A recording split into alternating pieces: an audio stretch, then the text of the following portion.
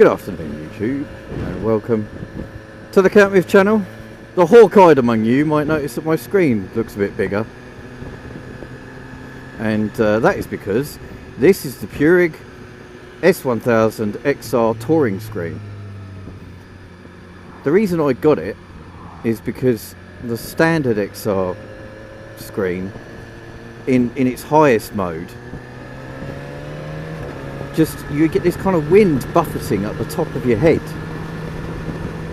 and so I wanted to get this screen to see if it was any better. I think it's something like £68 for this. Very easy to fit. It literally just uses exactly the same mounting as the standard screen, uses the same screws. It's literally just unscrew, put the new one on and screw. Simple as that. Really took me, it took me like 10 minutes, and I am, for anybody who knows me, I am utterly rubbish at any DIY and tend to do everything by taking this to BMW and going, can you sort it please? So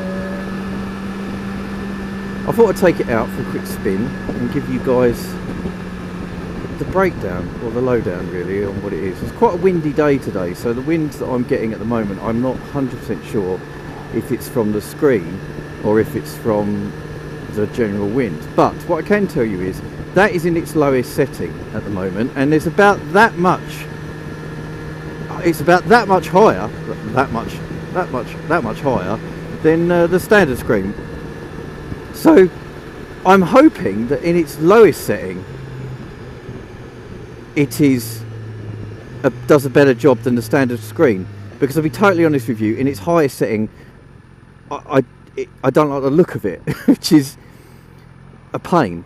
So we're going to take it out for a ride. We're going to see how it does. So I'm going to keep it in the low setting for now, do a few nationals, see what it feels like, and then on the way back,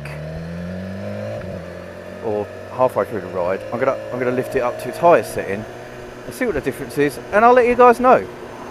So this is my review of the Puig touring screen for the S1000XR. Let's see how it goes. So I guess whilst I'm kind of riding along, getting a feel for what this thing is like, I can tell you that it comes in different shades. So you can get like a grey, so you can get clear, which is what I've got right now. You can get grey, which is it's kind of like slightly tinted, and then you can get tinted, which is very dark. Now personally, I was looking at the grey because the grey does look very cool, but then I thought about this is in my eye line. The other screen isn't so much in my eye line, and so I did think, well, maybe the grey is going to piss me off, and I definitely thought tinted would annoy me, so I decided to just go for the clear. And I like the clear. It's all right. It does look quite nice. At the moment, I can say that I'm getting a little bit of around the top of my head, which is where the sound was on the last one. I'm getting a little bit of wind noise. It's not as loud as the standard screen. With the visor up, I can still feel wind against my face, which is quite nice, because on a day like today when it's fucking hot, it's you do want a bit of wind coming into your face. So definitely at the lower level there's some buffering on the top of my head still, which I guess is to be expected because it's not that much higher than the standard. Now I'm in the top, the second setting. Let's see how this does.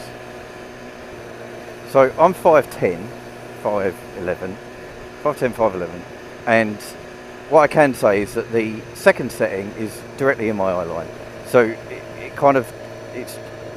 it's not half, so the line of the top of the screen is just above halfway of my eye line, if that makes sense. So if the centre of my eyes, it's not straight on the centre, but it's just above that.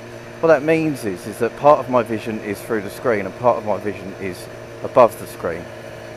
And I'm not sure how I feel about that at the moment. I don't know if I like that.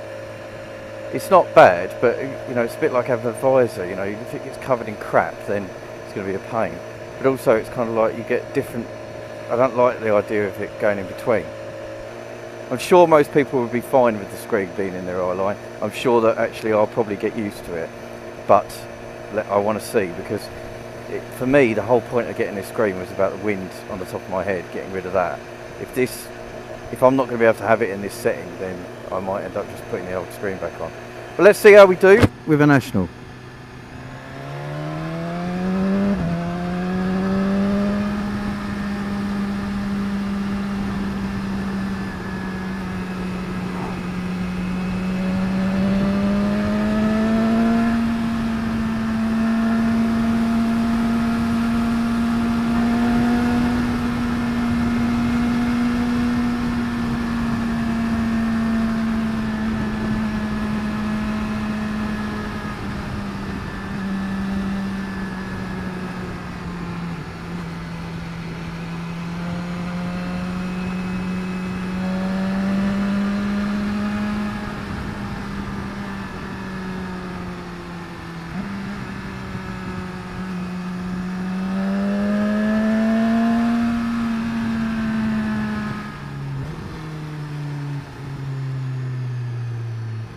Well, I have to say, I'm going to put it back down and I'm going to do another National, but first impression is that makes a massive difference.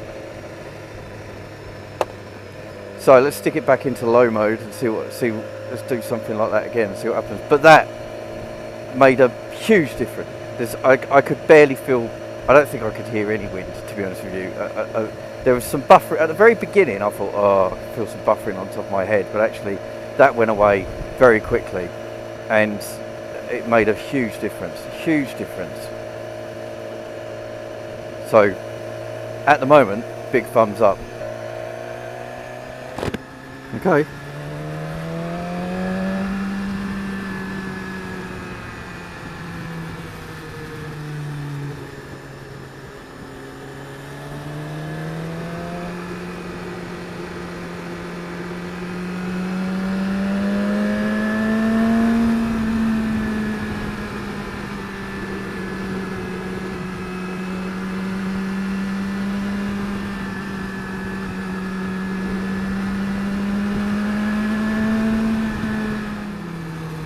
So yeah, do you know what?